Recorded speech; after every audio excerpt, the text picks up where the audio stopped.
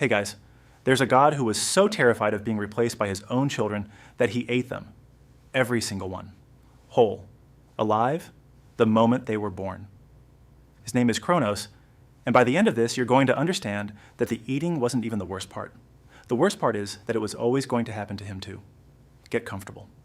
This is the story of the most dysfunctional family in the universe, and a curse that has never once been broken. In the very beginning, there was nothing. The Greeks called it chaos, not disorder, just a vast empty gap. And out of that gap, the first things came into being on their own. One of them was Gaia, the earth. And Gaia alone gave birth to Cronus, the sky. He rose up and stretched himself over her, covering her completely in every direction, forever. The earth and the sky pressed together. And they had children. The first ones were incredible and terrible. 3 giants with 50 heads and 100 hands each. 3 one-eyed giants, the Cyclopes, master smiths. And then the Titans, 12 of them, beautiful and enormous, the first real gods. But Cronus looked at his oldest children, the 100-handed ones, the one-eyed ones, and he was disgusted. He was afraid of them. So he did something monstrous. He pushed them back down into Gaia's body, into the deepest part of the earth, and he held them there so they could never come out. He used his own wife as a prison for his own children, and Gaia felt every one of them trapped inside her in the dark. The pain was unbearable, so she made a plan. Deep inside herself, she formed a new material, gray adamant, harder than anything, and she shaped it into an enormous sickle, curved and cruel. Then she gathered the Titans and she begged them, "Someone punish your father. Someone set them free," and every one of them was too afraid. The most powerful beings that had ever existed, and not one would move against the sky, except the youngest. He stepped forward and took the sickle, Cronus. That night, Cronus came down to the earth as he always did, spreading himself over Gaia in the dark, and Cronus was waiting, hidden. He reached out with the sickle, and he cut his father. What happened next is strange and grotesque. Cronus's blood rained onto the earth, and from that blood, new things grew. The Furies, spirits of vengeance, who hunt anyone who wrongs their own family, and a race of giants. And the part of Cronus that Cronus threw into the sea churned the water into white foam, and out of that foam rose a fully grown goddess of overwhelming beauty, Aphrodite, born from a wound, and the sky, ruined and screaming, pulled back, up and away from the earth, and never came down again. The Greeks looked up at that gap between the ground and the heavens, and this is what they saw. Not empty space, but distance. A father recoiling from the son who maimed him. But before he fled, Cronus spoke. And it wasn't a threat exactly, it was a promise. He looked at Cronus and said, "What you have done to me, your own child will do to you. You will be overthrown by your son." Cronus didn't flinch.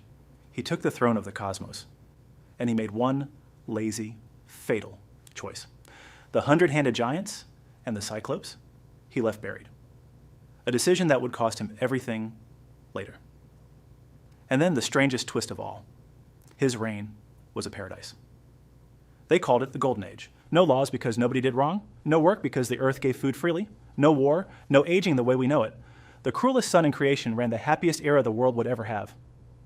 But Cronus never forgot what his father promised. He married his sister, the Titan Rhea.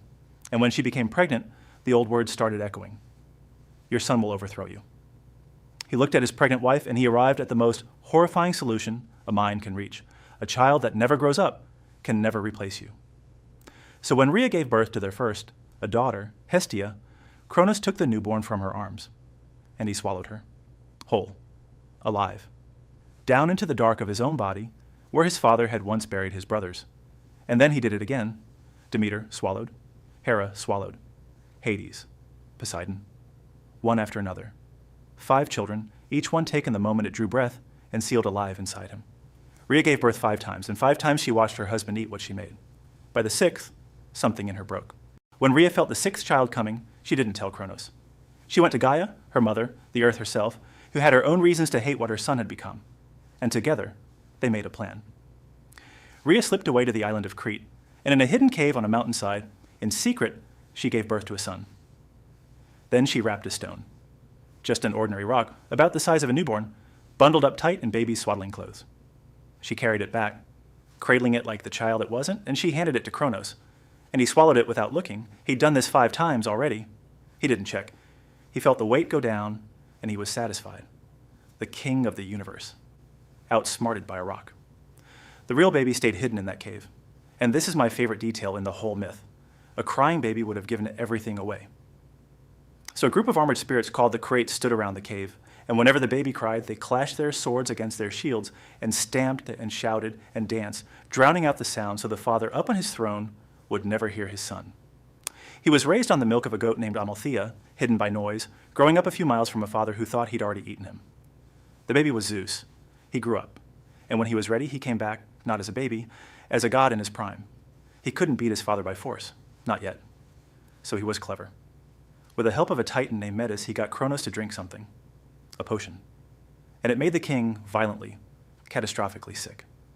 And Cronus threw up. He threw up the stone first, the rock he'd swallowed thinking it was Zeus, and then one by one he disgorged his children. Poseidon, Hades, Hera, Demeter, Hestia. 5 gods swallowed as newborns, now fully grown because gods don't die. They'd just been waiting, alive, in the dark, for years. They came out ready for war. That stone, by the way, the Greeks kept. They set it up at Delphi, the most sacred site in their world, and called it the Omphalos, the navel of the world. You could go and see it. A monument to the day a mother beat a monster with a rock. Then came the war to end the old world, the Titanomachy. 10 years, Zeus and his freed siblings against Cronus and the Titans, and the whole cosmos was the battlefield. Mountains thrown, the sea boiling, the sky on fire. And for 10 years, nobody could win. So Zeus went down, all the way down into the earth, to the prison where the 100-handed giants and the Cyclops still sat buried by Uranos and left there by Cronus, and Zeus set them free. In gratitude, the Cyclops, the greatest smiths that ever existed, forged weapons for the 3 brothers. For Hades, a helm that made the wearer invisible. For Poseidon, a trident that could split the earth and the sea. And for Zeus, the one that mattered most, the thunderbolt. The lightning of the sky itself made into a weapon. With the 100-handed giants hurling 300 boulders at once, and Zeus raining down lightning, the Titans finally broke. And Zeus took his father and every Titan who fought him and threw them into Tartarus, a pit so deep they said a falling anvil would drop for 9 days before it hit the bottom. He sealed them in, and he set the 100-handed ones, the very children Cronus had refused to free, as the eternal guards at the gate. The son had overthrown the father, exactly as the curse promised, exactly as Cronus had done to Uranos. The wheel had turned one more time. And Zeus became king of the gods, the version of him you know. The thunderbolt, Olympus, all of it. But here's how the story really ends. Because Zeus, the winner, the one who broke his father's cycle, Zeus got a prophecy of his own, that the goddess Metis, the one who helped him win, would bear him a child. And that child would be greater than its father, would take his throne. You already know what he did. He'd watched his whole family do it. So Zeus took Metis, and he swallowed her whole. The eating didn't stop with Cronus. It didn't stop with Zeus. It never stops. Every king in this family beats the last one and then spends the rest of eternity terrified of the next. That's not a story about gods. That's a story about power, and it's the oldest one there is. That's it for this one. Subscribe. I do one of these dark myth breakdowns every week. And the child Zeus swallowed Metis to prevent? She was born anyway, straight out of his skull, fully grown and armored for war. But that is a story for another day.